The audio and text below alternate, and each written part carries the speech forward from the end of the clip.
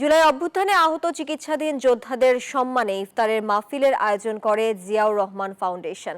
মঙ্গলবার রাজধানীর পঙ্গু হাসপাতালে ও জাতীয় চক্ষু বিজ্ঞান ইনস্টিটিউটে অন্তত ৩০০ আহত যোদ্ধাদের মাঝে ইফতার সামগ্রী বিতরণ করা হয়। এ সময় সংগঠনের নির্বাহী পরিচালক অধ্যাপক ডাক্তার ফরহাদ হালিম ডোনার জানান, আহতদের ঈদ উপহারের পাশাপাশি পুনর্বাসনেও সহযোগিতা করবে জিয়াউর রহমান ফাউন্ডেশন।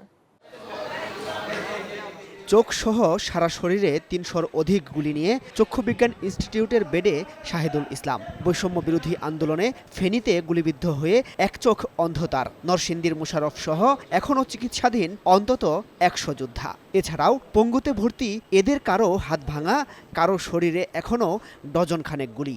একটা চোখ হারিয়ে আমার মনের মধ্যে কোনো কষ্ট নেই, কারণ চোখটি দিয়েছি আমি দেশের জন্য। এই দেশের জন্য যদি আমার জানও দিতে হয়, দ্বিতীয়বার জান দিতেও আমি দ্বিধাবোধ করব না। কিন্তু এই দেশ থেকে বৈষম্যহীন, দুর্নীতিহীন, এরপর হচ্ছে ফেসিবাদহীন দেশকে ভালো দেশ গড়ার পিছনে আমার যদি দ্বিতীয়বার দেশের জন্য আমার জানটি দিতে হয়, তাও আমি দ্বিধাবোধ করব না। আমরা প্রত্যাশা করি হচ্ছে আমাদের পুনর্বাসন, সুচিকিৎসা এবং সুন্দর একটা রাষ্ট্র গঠন করা।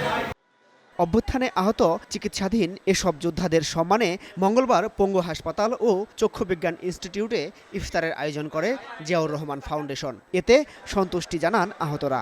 আমাদের তো কাজ কাম নাই, আমরা চলতে ফিরতে খুব কষ্টতে আছি। আমরা সুস্থ আমাদের মা বা ভাই বোনের কোলে আমরা ফিরে যাই।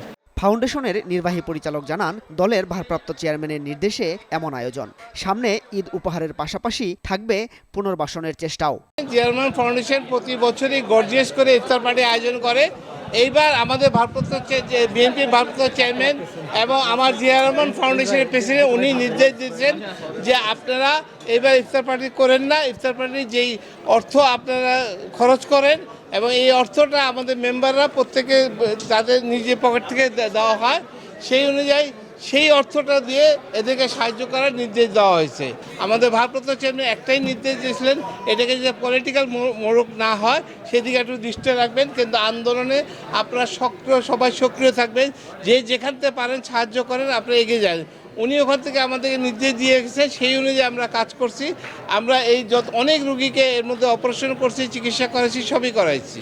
ইফতার মাহফিলে আহতদের মাঝে ইফতার সামগ্রী বিতরণ করেন শহীদ আবু সাইদের বড় ভাই। ইফতার সামগ্রী বিতরণ করা হচ্ছে আহত যোদ্ধাদের মাঝে।